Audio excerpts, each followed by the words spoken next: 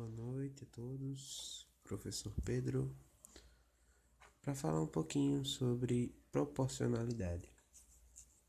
Quando a gente trata de proporção, a gente tem três casos, que no caso seria a proporcionalidade direta, a proporcionalidade inversa e a não proporcionalidade. Como a gente vai trabalhar isso, eu vou demonstrar com alguns exemplos que, de acordo com o momento, a gente vai acabar explicando como funcionam, certo? Vamos começar pela proporcionalidade direta. A proporcionalidade direta, como a gente já sabe, fala diretamente do ritmo, por assim dizer, que se dá de acordo com as grandezas. Mas o que é uma proporção?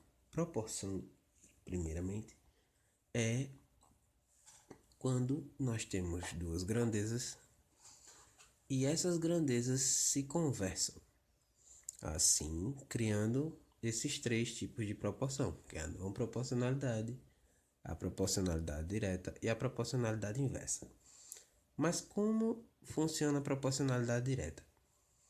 Ela aparece justamente quando as duas grandezas seguem o mesmo ritmo, ou seja, se ambas estão numa mesma direção. No caso, se elas são positivas, ambas serão positivas.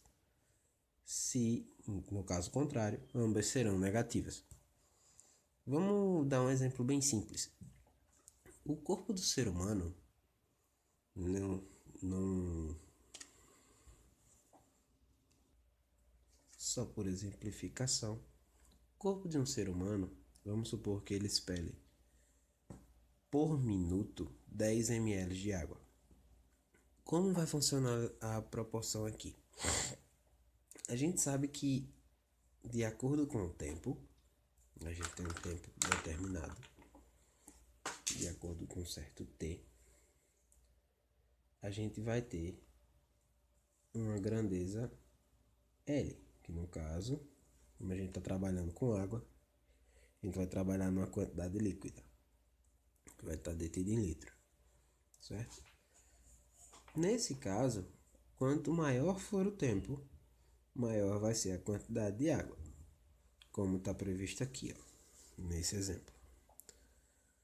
A cada minuto, um ser humano comum dissipa 10 ml de água. Então, no primeiro minuto a gente tem 10 ml. No segundo minuto, a gente vai ter 10 ml mais 10 ml. Fazendo assim, 20 ml. E assim sucessivamente. Isso já encaixa de acordo com a proporcionalidade direta, ou seja, quanto maior for o tempo, maior vai ser a quantidade de água que o corpo do ser humano pode dissipar, no caso, expelir. Já para o nosso segundo caso, a gente vai trabalhar a parte da proporcionalidade inversa, que trata justamente o contrário da proporcionalidade direta, que é o que? Se uma grandeza está positiva, a outra vai estar negativa. Vamos ver o exemplo. Um trabalho voluntário pode ser mostrado como na tabela abaixo. O número de pessoas é dado e a quantidade, no caso, o tempo. São duas grandezas que estão se opondo nesse caso. Por quê? Se você parar para prestar atenção na tabela, quanto maior for a quantidade de pessoas, menor vai ser o tempo, certo? Então, daqui a gente já tira a proporção, que se uma pessoa demora 10 horas, duas pessoas, o trabalho vai ser dividido pela metade, então 10 horas dividido para duas pessoas. Então, sendo assim, 5 horas de trabalho. Vamos dobrar esse valor, então vamos ter para 4 pessoas 10 dividido para 4, então a gente vai ter 2 horas mês de trabalho. Para 5 pessoas, mesmo esquema. Então a gente vai ter 10 horas dividido por 5, a gente vai ter 2 horas, certo? Daqui a gente já pode perceber, como eu já tinha falado antes, que a proporcionalidade inversa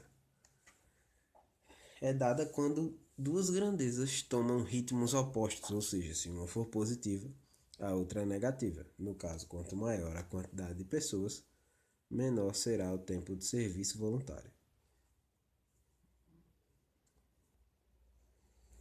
Por fim, mas não menos importante, a gente tem a última das classes, por assim dizer, de proporção, que é a não proporcionalidade, que é justamente quando as grandezas não se influenciam, certo? Então, você pode dar qualquer valor às grandezas que elas não vão se influenciar. Como a gente vai mostrar no exemplo aqui agora, vai ficar bem mais fácil para se entender. De acordo com a tabela abaixo, a gente tem as idades de 4 pessoas, 4 não 5, e essas 5 pessoas têm alturas diferentes, certo? E de acordo com a sua idade, abaixo tem a sua altura. Então aqui a gente tem que uma criança de 12 anos tem 1,50 m. Já uma outra criança de 14 anos tem 1,75 m. Uma de 16 tem 1,85 m. Uma de 18 tem 1,70 m. E uma de 20 anos, uma pessoa de 20 anos, um adulto, tem 1,54 m. Daqui a gente já percebe que mesmo a gente tendo idades que vão se elevando, a gente não tem um padrão definido para a altura. A gente percebe que a altura de uma criança de 12 anos pode ser bem parecida com a de um adulto de 20. Da mesma forma, o que acontece com um adolescente de 18 e um adolescente de 14. E aqui nós temos o maior dos casos, que é o caso da pessoa de 16 anos, que tem 1,85 m, que é o maior de todos, e mesmo assim nem tem a idade mais elevada, nem tem a menor idade, certo? Por aqui a gente já tira. Espero que todo mundo tenha entendido direitinho como funcionou.